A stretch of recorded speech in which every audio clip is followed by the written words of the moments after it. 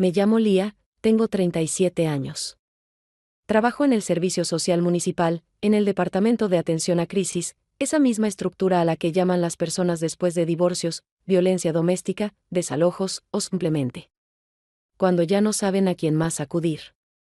No es un trabajo al que se llega por vocación, pero llevo en él ya 9 años. En ese tiempo, aprendí a escuchar lo esencial, a no mirar las historias como algo excepcional y a no llevarme a casa la desolación ajena. En teoría, estoy casada desde hace 12 años.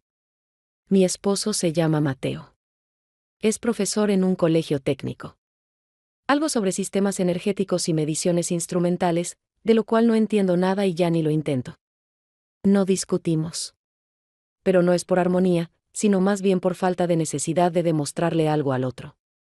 Entre nosotros hay una cortesía rutinaria: ¿sacas la basura? Puse la lavadora. En los últimos años no puedo recordar una sola conversación profunda, no una pelea, sino precisamente una conversación en la que alguno de los dos intentara llegar a una verdad sobre sí mismo o sobre el otro. Tenemos una hija, Luna, tiene 9 años.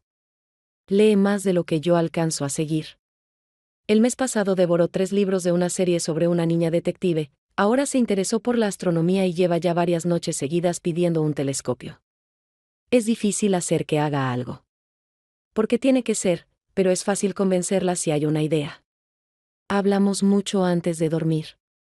A veces sobre por qué la maestra le puso un 8 en vez de un 9, o por qué una compañera ya no se sienta con ella. Otras veces simplemente me cuenta a quien en clase todos escuchan, y a quien siempre interrumpen. Nota esas cosas rápidamente. A veces me pregunta, ¿y tú con quién eras amiga en la escuela? ¿Alguna vez no te invitaron a jugar? No siempre respondo directamente, a veces invento un poco, porque no quiero trasladarle mis recuerdos.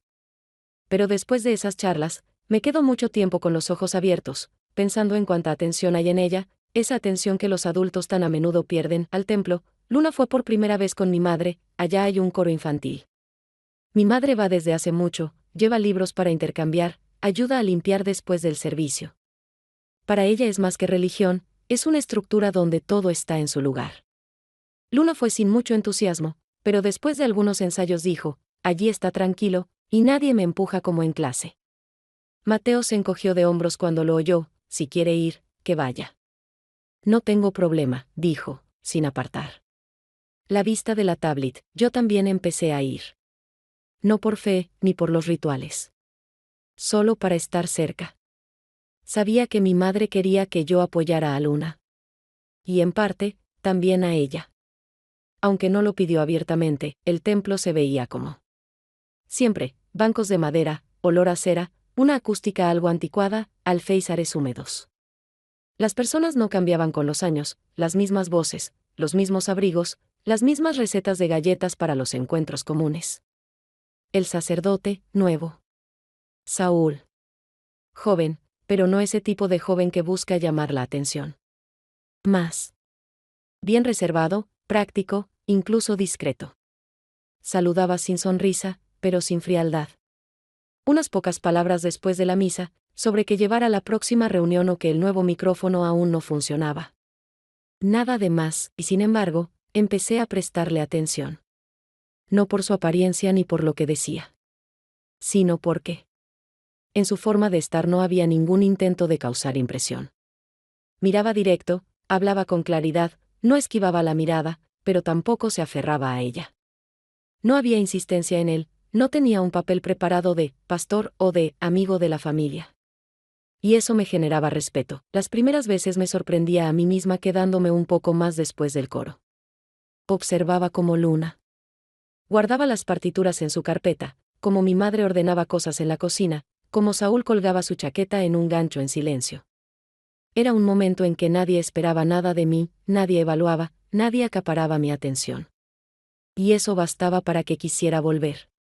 Incluso si era, simplemente, para quedarme un poco más al margen. El viernes por la tarde, mi madre llamó, breve, sin largas explicaciones, como suele hacer: la parroquia quiere presentar una solicitud, hay que ayudar un poco con la redacción, tú entiendes de esas cosas.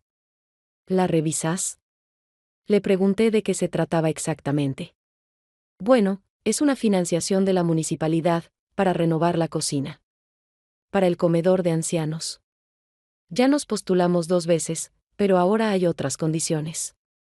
Saúl se está encargando, acepté sin pausa. No porque tuviera muchas ganas, sino porque sabía que para mi madre este proyecto era importante. Siempre. Se implicaba en cosas que le daban una sensación de propósito. Y yo también, a mi manera, quedamos en encontrarnos después de la misa del domingo.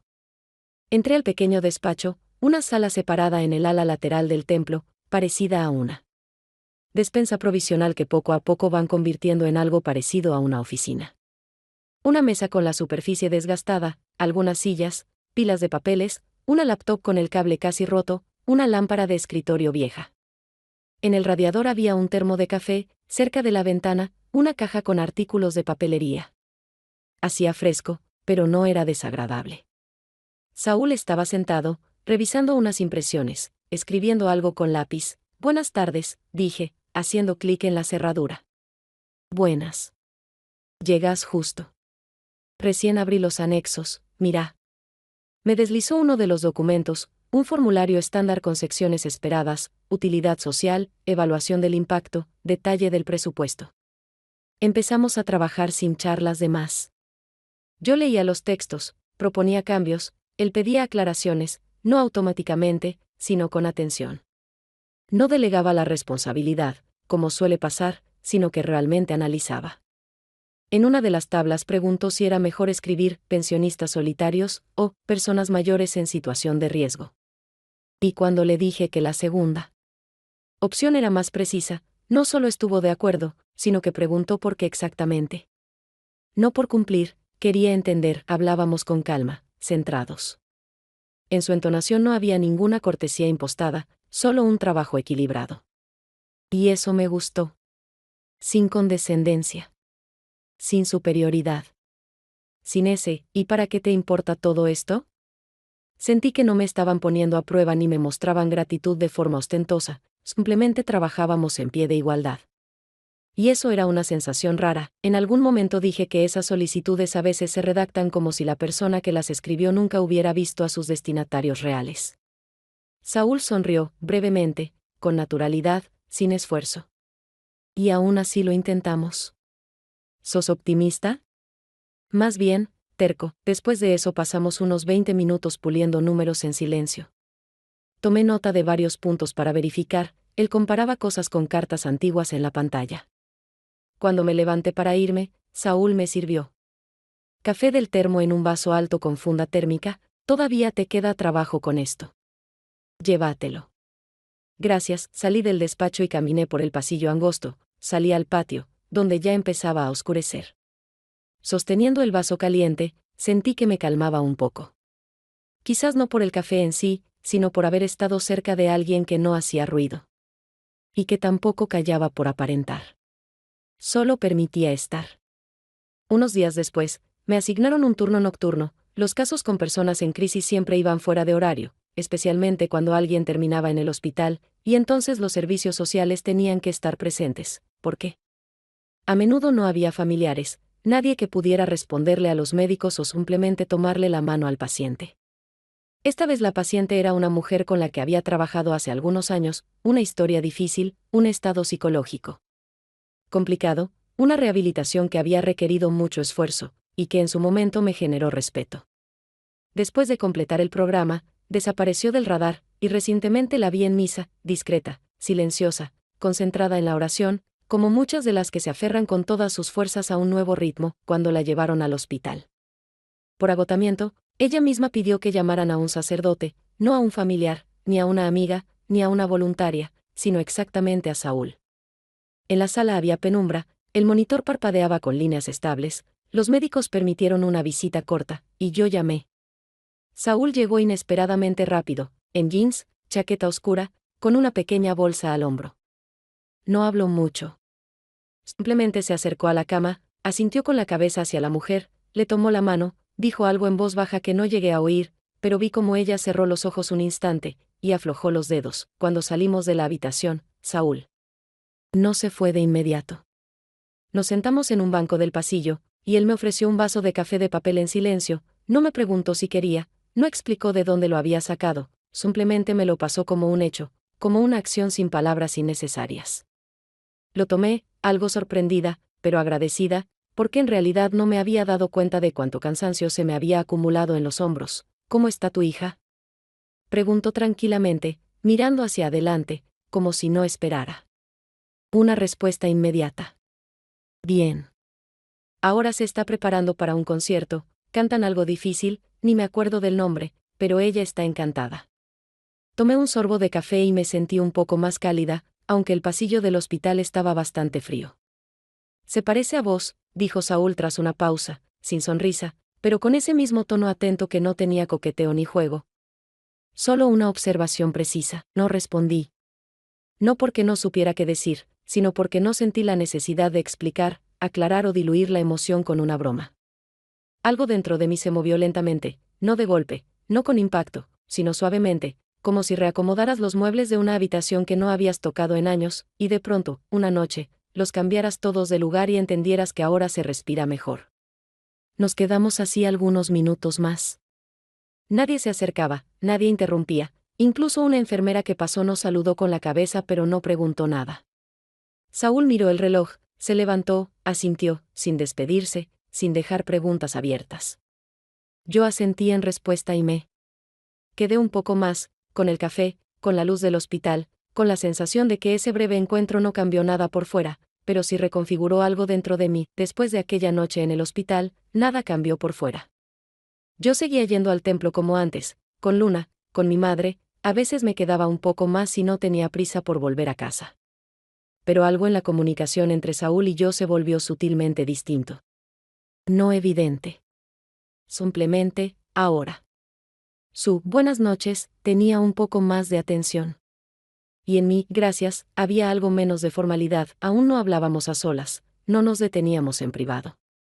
Pero a veces nuestras miradas se cruzaban un poco más de lo habitual. Me sorprendía observando cómo anotaba algo en su cuaderno, cómo movía una silla, cómo escuchaba con atención a alguien más, y en esos detalles sentía que él no solo estaba cumpliendo una función. Estaba realmente presente. Una tarde. Llegué un poco antes de lo habitual, mi madre me había pedido ayuda con el inventario, Luna estaba en el ensayo del coro. El salón estaba vacío. Saúl acababa de terminar una conversación con una mujer que yo conocía solo de vista. Ella hablaba breve pero con agitación. Él no la interrumpía, y luego dijo con calma, lo incluiré en la oración matutina. Si se pone difícil, pase. No hace falta esperar hasta el domingo, sonó tranquilo, sin ningún tono adicional. Pero entendí claramente que para esa mujer, esas palabras significaban algo. Como lo habían significado para mí unos días antes, el café en el hospital, aquel, se parece a vos, y la presencia sin preguntas. Y fue justo después de eso que pensé por primera vez, no somos solo conocidos por compromiso. Algo nos dejó aquella noche. Incluso si no lo nombramos, esa misma noche, al volver a casa, casi antes de dormir, recibí un mensaje, ¿tenés tiempo para hablar? Tardé unos minutos en responder, no por dudas, sino porque me preguntaba si ese encuentro realmente era necesario, si no estaba buscando en él una confirmación de algo que no existía. Al final, contesté brevemente, ¿sobre qué? La respuesta fue simple, sin tema. Solo un rato. Nos encontramos en el parque junto al templo, donde solía haber silencio a esa hora. Saúl estaba sentado en un banco, sin el teléfono en la mano, tranquilo, sereno. Me acerqué y me senté a su lado, sin saludos, sin rodeos, como si esta conversación no tuviera que empezar con formalidades. Guardó silencio varios minutos, sin forzar palabras, y solo cuando ambos nos habíamos acomodado un poco a esta cercanía nueva, no física, sino situacional, habló con cautela. Me preocupa un poco que tu presencia en el templo pueda generar preguntas en casa. No todos los esposos aceptarían con calma que su mujer se quede tanto tiempo aquí. Su tono era absolutamente comedido, no presión, no insinuación, no juicio. Sonaba a cuidado, dicho por una persona adulta que no quiere cruzar un límite. Yo respondí con sinceridad, sin defensa ni exceso de emoción, Mateo sabe a dónde voy. Cree que necesito cambiar de ambiente. Dice, te hace bien caminar, distraerte un poco, pero no pregunta más allá. No te pregunta qué es lo que te mantiene acá, no. Para él es algo externo, una actividad más, sin mayor profundidad. Lo nuestro ya hace tiempo que está separado, compartimos habitaciones, pero los espacios internos son paralelos. Y acá, me siento más liviana. No más feliz, ni más entretenida, simplemente más liviana. Saúl se quedó en silencio. Un momento, asintió mirando al frente, no hacia mí. No era una evasión del tema, sino más bien un gesto de aceptación. Escuchó lo que debía escuchar y no buscó estirar la conversación. Me importa que todo lo que haya entre nosotros se mantenga dentro de la dignidad. La tuya, la mía, si sabes a qué me refiero. No veo estos encuentros como algo oculto. Y no quiero que se conviertan en un juego con los límites. Solo, quiero tener un espacio donde pueda ser yo misma, y si ese espacio es un templo o un banco de parque, ya es razón suficiente para respetarlo. La conversación fue breve, pero no había nada sin decir. No coqueteábamos, no buscábamos temas intensos, no construíamos nada. Solo pusimos todo en su lugar, con la conciencia de que cada uno es responsable de cómo se forma esta reciprocidad. Y eso, no las palabras, creaba entre nosotros una tensión, precisa, justa, controlada. Cuando volví a casa, Mateo no preguntó dónde había estado. Le bastaba con que la pava estuviera encendida y el noticiero siguiera sin interrupciones. A mí me bastaba con saber que acababa de vivir una conversación real, no casual, no agradable, sino necesaria. El jueves terminé el trabajo un poco antes. Se canceló una reunión, no tenía planes, y fui a la librería de la esquina. Luna me había pedido un nuevo cuaderno, tiene que tener animales, no flores, y eso se convirtió en una buena excusa para salir un poco de la rutina. Afuera el aire era gris, aplastado, ni lluvia, ni sol, algo entre el calor y la nada. Ese tipo de clima que empuja a la gente a los cafés o a los lugares con estanterías. La librería estaba casi vacía. Un hombre en la sección de libros sociales, 2 chicos en el rincón de los cómics. Me bastaron unos segundos para reconocer la espalda, Saúl, con una campera sin marcas, la bolsa al hombro, hojeando la portada de algún libro nuevo. Completamente casual. En ese entorno no parecía un sacerdote, solo un hombre leyendo una contraportada. Él fue quien me miró. Primero, ¿también venís seguido? Mi hija me obligó. Cuadernos para la escuela, respondí. Y de paso, algo para mí. El equilibrio entre lo obligatorio y lo placentero funciona. Exacto, sonreí.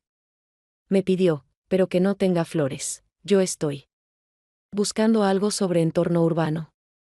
Me dijeron que hay una sección con investigaciones nuevas, espacio público, arquitectura, urbanismo. Caminamos entre los estantes. Yo tomé algunos cuadernos. Él se detuvo frente a una fila de libros con etiquetas que decían, vida pública. ¿Le he seguido sobre planificación urbana o comunidades? Pregunté, no por conversar, sino por interés genuino. Sí. Especialmente lo relacionado con autogestión. ¿Para la parroquia? No solo. Si hablamos de comunidad como estructura viva, sin comprender la ciudad no vale nada. La gente no se une solo por la fe, sino por la lógica del día a día.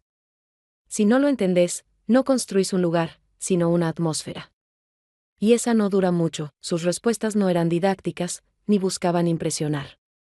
Sonaban como pensamientos de alguien que eligió algo no porque debía, sino porque no le salía de otra manera. Y eso me sorprendió. En el templo siempre lo veía muy contenido, incluso en su silencio. Pero ahora había más de él. ¿Aprendiste todo eso por tu cuenta? Pregunté. En parte. Después del seminario trabajé con personas desplazadas, sin entender el espacio social. No sobrevivís. La gente no viene al templo por el sentido. Quieren saber que aquí nadie los va a rechazar. Eso es lo esencial. ¿Y pensás que el templo debería aprender eso de la ciudad? Al contrario. La ciudad, del templo. Pero solo si en él queda respeto por el débil. Me quedé en silencio, no porque no tuviera nada que decir, sino porque en ese momento no sentía la necesidad de decir nada. Pasamos junto a la estantería de novedades. Tomé un libro infantil ilustrado sobre emociones, no para Luna, para mí. No expliqué por qué.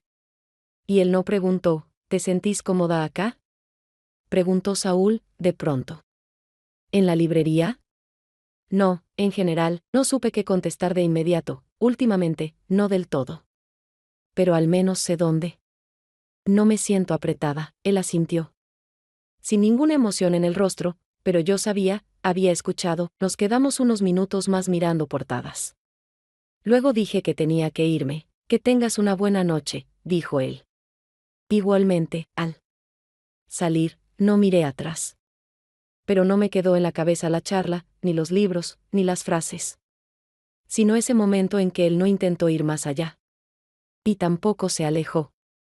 Solo estuvo allí, de lleno, pero dentro de los límites, y quizás por eso me descubrí pensando que esos límites, cada vez se desplazaban un poco más. El viernes siguiente, después de una reunión parroquial donde organizábamos la preparación para la feria benéfica, me quedé a ayudar a llevar cajas con cosas al cuarto de almacenamiento.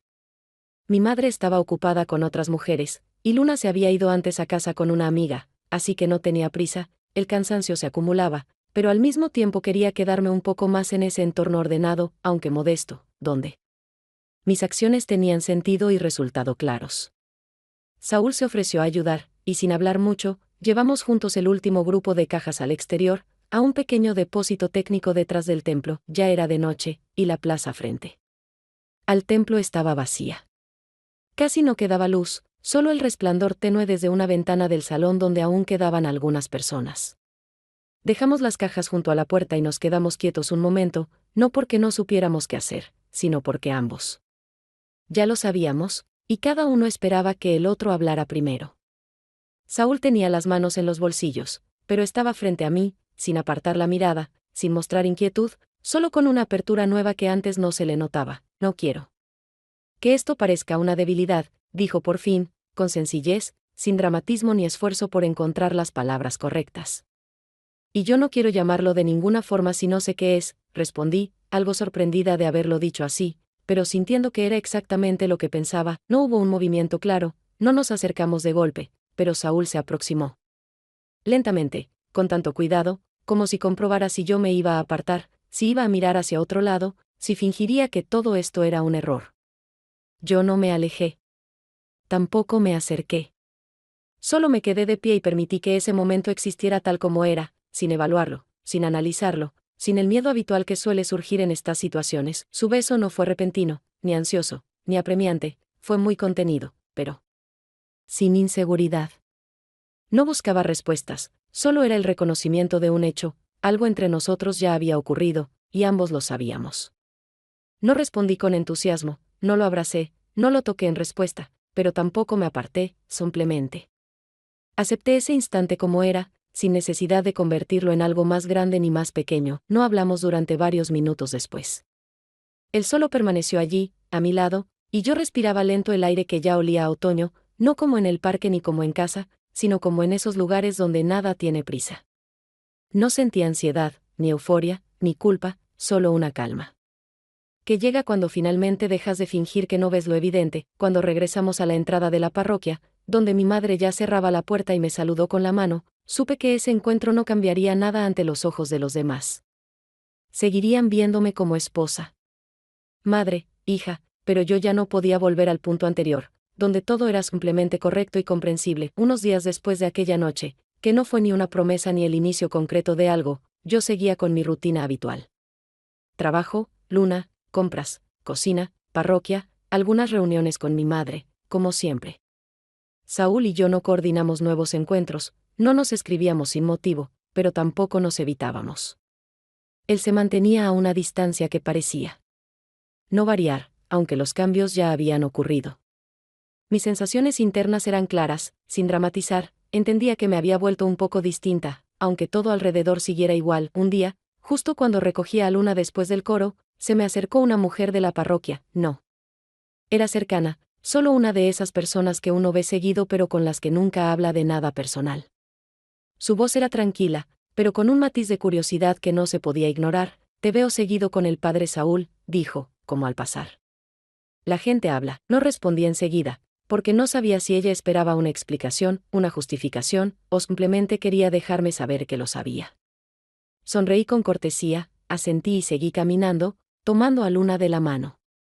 Esa frase sonó tranquila, pero dentro de mí comenzó a vivir su propia vida, no como miedo a ser descubierta, sino como la conciencia de que algo se había hecho visible, incluso allí donde intentamos permanecer discretos. En casa, esa misma noche, mientras preparaba la cena, Mateo estaba en el sillón, como siempre, deslizando el dedo por la pantalla de las noticias, tomando el té a sorbos, y haciendo sonidos que supuestamente indicaban interés por algún tema. Sin previo aviso, sin levantar la vista, dijo: «Vos y mamá ya casi viven en la iglesia». Su voz no era ni enojada ni irónica ni resentida, más bien había en ella un cansancio o un intento de decir algo importante sin recurrir a grandes frases. Me quedé en silencio un segundo, dejé el cuchillo sobre la tabla y respondí con tono neutro: «Tal vez allí me siento más en paz». Mateo detuvo por un momento el desplazamiento en su celular, miró en dirección a la cocina, pero no directamente a mí, y dijo: «Entonces anda. Solo no me arrastres con vos». Ese fue el límite que él marcó, con claridad, sin emociones fuertes, sin conflicto, pero con una contundencia indiscutible. Entendí que en este punto él no quería saber más, no estaba dispuesto a preguntar. Y, mucho menos, a escuchar algo que pudiera alterar su propia estabilidad. Su indiferencia no era activa, era costumbre, y justo ahí estaba su fuerza. Al día siguiente, ya en el templo, le conté a Saúl sobre el comentario de la mujer de la parroquia y la frase de Mateo. Él se quedó pensativo un momento, luego dijo, sin dramatismo ni intención de cambiar el ánimo: «No somos los héroes de esta historia». Lo miré y respondí, igual de tranquila, sin desafío, ni las víctimas. No hubo nada de escena cinematográfica entre nosotros, ningún abrazo, ni mirada prolongada, ni música de fondo. Pero fue en esa conversación que entendí, por primera vez, que ambos sabíamos con absoluta claridad lo que estaba ocurriendo. No hablábamos de lo que pasaba entre nosotros, no por miedo, sino porque las palabras no podían abarcar esa realidad, en la que no había promesas ni prohibiciones ni planes. Solo una verdad serena, que no necesitaba confirmación ni negación. El sábado, después del encuentro vespertino, la mayoría se fue rápidamente. Mamá se llevó a Luna de inmediato, apurada por alcanzar el autobús. Yo me quedé, aunque ya casi no había tareas, solo estaba ordenando materiales sobrantes, enrollando los rotafolios. Saúl estaba en la sala contigua. Él solía quedarse hasta el final, ya fuera porque realmente tenía cosas que hacer, o porque, como yo, no quería disolverse tan rápido en la noche. Entré para dejar una caja con artículos de oficina. Él estaba ordenando algo en el armario, luego se sentó sobre una colchoneta junto a la pared y sacó un termo. Sin gestos innecesarios, sin movimientos que implicaran algo. «¿Querés té?», preguntó simplemente. Asentí. Él sirvió sin mirarme, como si lleváramos años en ese ritmo compartido. Bebimos en silencio, sin sentir la necesidad de empezar con frases como «fue un día largo» o «por fin terminó». Ya no había formalidad en el aire. Y eso era casi peligroso. Pensé que toda esta historia iba a terminar antes. ¿Y ya empezó?, preguntó él en voz baja, no con ironía, sino con esa franqueza que no exige respuesta. No sabía qué decir. Pero tampoco quería huir de esa conversación, tal vez. Pero vamos pisando los límites con tanto cuidado, que ni notamos cuándo. Ya estamos más allá de ellos. Él dio un sorbo, mirando hacia un lado, no hacia mí. Esa mirada hacia afuera decía más que cualquier contacto visual. Como si mirarnos ahora, justo en ese instante, pudiera hacerlo todo añicos. Siempre es así: silencio, y luego, un umbral. Un solo movimiento, y todo lo demás cambia. Dijo él. ¿Y no querés cruzarlo? Sí. Pero no tengo derecho a cambiarte sin tu permiso. Su voz no tenía tensión. Tranquila, casi plana. Y por eso, particularmente seria, dejé la taza sobre una caja al lado. A veces siento que ni yo misma sé dónde están mis límites. Pero sé que estando con vos los siento todo el tiempo. Y no los cruzas. Porque no tengo miedo de lo que pase. Tengo miedo de lo que desaparezca. La pausa no se prolongó. Él simplemente me miró, de un modo distinto al de antes. Y eso bastó para que yo diera medio paso hacia él. Apenas nos acercamos, pero fue suficiente. El beso ocurrió rápido. Sin preparación, sin frase culminante. Como si ya hubiera estado ahí, justo entre dos respiraciones. No hubo un «después». Y ya no quedaba un «antes». Solo ese gesto, que nadie comentó, me alejé un poco. Él no dijo nada. No hubo ni perdón, ni no debía. Ambos sabíamos que esa línea ya se había cruzado. Y que no habría vuelta atrás. Nos quedamos un rato más. Sin apuro, sin papeles que interpretar, sin palabras que hicieran falta decir en voz alta.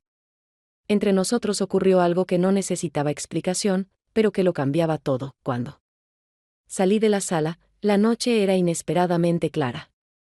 Por la ventana, un parpadeo de luces ajenas. No miré atrás, pero sabía que él seguía ahí, y que una parte de mí, también. Una semana después de aquel encuentro, Saúl me escribió de forma breve y sin explicaciones: me convocan a la diócesis. Alguien presentó una queja. No me sorprendí ni me sentí desorientada, porque en realidad ya entendía que esto era solo cuestión de tiempo. En la parroquia la gente observa, interpreta, saca conclusiones sin preguntar directamente, y luego transmite lo que ellos mismos inventaron. Aquello que intentábamos mantener dentro de los límites del respeto, la contención y el autocontrol, de todas formas se hizo visible, porque lo auténtico siempre se nota, incluso si no hay palabras, ni gestos, ni vínculos evidentes. Quedamos en encontrarnos en el parque, en el mismo lugar donde antes simplemente nos sentábamos a hablar de tranquilidad, del entorno, de Luna. Esta vez, la conversación iba a sonar distinta, aunque el tono se mantuviera, sobrio, honesto, sin necesidad de nombrar las cosas con etiquetas rígidas. Llegué un poco antes, me senté en el mismo banco y esperé, sin pensar en las palabras, porque en estas situaciones las palabras o fallan el blanco, o no cambian nada. Cuando Saúl llegó, vi en su rostro un tipo de cansancio que no venía de noches sin dormir ni de esfuerzo físico, era el agotamiento de alguien que ha intentado por mucho tiempo mantener el equilibrio entre dos vidas, y que ahora se ve obligado a elegir una, no porque quiera, sino porque el entorno ya no lo permite. Se sentó a mi lado, no habló enseguida, y esa demora no fue incómoda, al contrario, resaltaba la seriedad de lo que estaba por decirse. Me proponen una reubicación, dijo al fin, con calma, sin intentar justificarse ni buscar compasión. Si te vas, no escribas, le respondí sin vacilar, no como una prohibición, sino como un pedido de dejar esta historia tal como es, sin intentos de revivirla ni fingir que podría continuar a través de mensajes. No tengo nada que escribir, dijo él en voz baja, y en esas palabras no había distancia, sino aceptación total de que ningún mensaje podría decir más de lo que ya se había dicho aquí. Ni yo, nada que responder, dije, sintiendo que ninguna frase mía le daría más que este rechazo directo a cerrar con palabras grandes. Nos quedamos sentados, más tiempo del necesario para cualquier conversación, y no intenté controlarme. Simplemente dejé que el tiempo pasara, permití que este último encuentro fuera tal como era, sin adornos, sin ilusiones, sin necesidad de una gran despedida. Ninguno pidió explicaciones, nadie preguntó, y sí, nadie revivió escenas del pasado. Sabíamos que en cada, y sí, se escondía algo que ya no iba a cambiar, por más veces que se repitiera. Cuando él se levantó, yo no hice ningún gesto para retenerlo, y él no hizo ninguno para quedarse. No fue un gesto de frialdad ni de dureza, solo un punto al que ambos habíamos llegado sin conflicto y sin tragedia. Me quedé sentada en el banco unos 10 minutos después de que sus pasos desaparecieran entre los árboles, y no pensé ni en él, ni en nosotros, ni en lo que vendría después. Esta vez de verdad no había nada que decir, no porque se hubiera acabado todo, sino porque todo ya había sido. Después de que trasladaron a Saúl, todo pareció volver a su lugar. En la superficie, las cosas de siempre, anuncios en el grupo parroquial, caras nuevas en el comité organizador, chistes viejos después de las reuniones. Mamá decía que los cambios eran para mejor, que por fin había un enfoque más activo con los jóvenes. El nuevo sacerdote era, en efecto, dinámico, con un plan claro, abierto al diálogo. Yo sonreía, asentía. No por hipocresía, simplemente ya no tenía necesidad de corregir o explicar nada. Casi nadie mencionaba a Saúl. Y si lo hacían, era al pasar, sin juicios explícitos. En las iglesias eso se hace bien, no decir en voz alta lo que todos sienten. Eso tiene algo de tacto, y algo de evasión. No busqué retomar el contacto. No escribí. No pregunté. Ni siquiera en mis pensamientos lo idealicé. Ambos habíamos hecho algo que no encajaba en el sistema habitual. Pero no huimos. Solo entendimos el límite, ese que no se puede cruzar dos veces sin romper algo más grande. No entre nosotros, sino dentro de uno mismo. Una vez, después de misa, me quedé a ordenar en la sala donde solíamos sentarnos. Las puertas ya eran otras, los muebles estaban reubicados, ni siquiera el termo seguía ahí. Pero cuando salí, comprendí que una parte de mí seguía sentada allí, no en una escena, ni en un recuerdo romántico, sino en ese punto donde me había vuelto otra. Tampoco hubo catástrofe en casa. Pero sí microgrietas. No dramáticas, sino silenciosas. Momentos en los que la mirada de Mateo se posaba en mí un poco más de la cuenta, y no podía saber si sospechaba algo o simplemente esperaba que yo volviera a ser la de antes. Pero yo ya no podía. No por otro, sino porque la experiencia no se rebobina. Luna preguntó por qué ya íbamos menos a la iglesia juntas. Yo respondía algo neutro. A veces iba sola. A veces me quedaba en casa. La fe no se había ido. Solo ya. No estaba atada a un edificio o a un rol. La oración se volvió distinta, menos de pedir perdón, menos de suplicar. Más bien una forma de sostener el equilibrio. Una noche, Mateo hizo una pregunta simple: ¿te sentís bien? Sí, respondí. Enseguida. Y sabía que era verdad. Pero no toda, en su mirada no había sospecha. Solo observación. De ese tipo de cercanía donde ya no se puede esconder nada por completo. Y no sentí culpa, sino gratitud, por tener cerca a alguien que no pregunta, pero igual sabía que no lo había traicionado en lo que tuve con Saúl. Pero tampoco podía decir que había sido inocente. Fue una experiencia, no como placer. Ni como fuga, ni como búsqueda. Sino como descubrimiento de límites que no siempre están en el mapa de la vida. La justicia no es siempre castigo. A veces, es la necesidad de vivir con la conciencia de las consecuencias. Sin aplausos. Sin condena. Simplemente, con un nuevo nivel de responsabilidad. Por una misma. Por el silencio. Por la decisión de no volver, incluso si se podría. Pasó el tiempo. Todo permanecía en su lugar, los bancos, el rincón junto al piano, la mesa en la sala lateral donde alguna vez tomamos té. Y yo, también permanecía. No huí, no me borré, no pasé página, como aconsejan los libros de autoayuda. Simplemente seguí viviendo, ya con eso que no se cuenta, pero vive al lado. No como carga. No como fantasma. Sino como una estructura interna transformada, como una nueva costumbre de pensar más allá de mí. La iglesia ya no me parecía un lugar que tuviera que dar respuestas. Ni siquiera un lugar donde pasó algo importante. Se volvió un espacio donde por primera vez me permití no huir de las contradicciones. No dividir todo entre bueno y malo, no exigir un esquema claro. Simplemente, estar. La oración dejó de ser un pedido. Se volvió una forma de recomponerme. Seguí yendo a misa, pero ya sin obligación. Sin plan. En algún momento, eso se volvió más íntimo que lo establecido. La fe para mí no perdió sentido, al contrario, se desprendió de los roles. Dejó de ser una respuesta externa. Y se convirtió en algo que crece desde adentro, incluso cuando incomoda. Mi esposo no preguntaba. Pero veía cómo, a veces, su mirada se detenía. No como acusación, ni como sospecha. Más bien como un intento de entender en qué había cambiado el silencio entre nosotros. Y en esos momentos no sentía culpa, sino responsabilidad. Por sus preguntas no formuladas. Por haber traicionado no su cuerpo, ni su promesa, sino mi propia idea de permanencia. Seguíamos viviendo juntos, como antes. Mañanas compartidas, desayunos, chistes, escuela, compras. Pero algo en mi manera de estar con él se volvió más cuidadoso. Ya no quería ser solo la mujer que llega a tiempo y prepara la cena. Y tampoco aspiraba a ser la fuerte que superó todo y se perdonó. Solo quería ser más honesta, incluso en el silencio, cuando un día Luna dijo: estás como un poco distinta. Pero me gusta, sonreí por primera vez en muchas semanas, sin sombra en el pensamiento. Su atención era simple y directa. Y entendí, los cambios no siempre son amenaza, si no los disfrazás, no me arrepiento. Pero tampoco me alegro. No fue una fiesta ni una derrota. Fue una parte de mi vida que no trajo alivio, pero sí claridad. Todos caminamos al borde de algo. Unos por desesperanza, otros por nostalgia, otros por el deseo de saber si aún pueden sentir. Y yo sentí. No es una justificación. Es un hecho.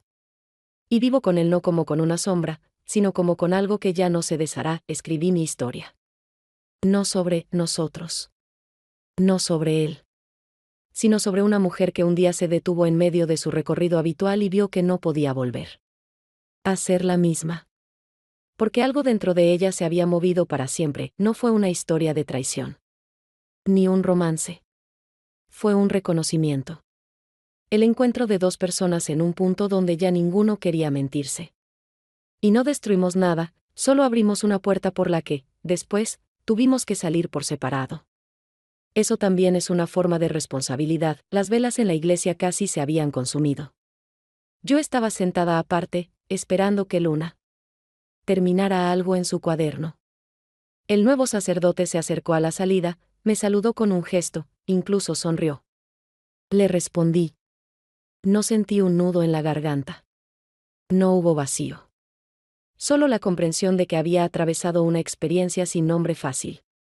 Y no me caí, por primera vez en mucho tiempo no buscaba un nuevo sentido. Simplemente permanecía. En mí misma, en mis vínculos, en mi fe. Tal vez ahí esté el punto de madurez, cuando ya no esperas aplausos, ni temes el juicio. Solo sabes, viviste con honestidad. Y aunque erraste, no perdiste la capacidad de seguir siendo humana.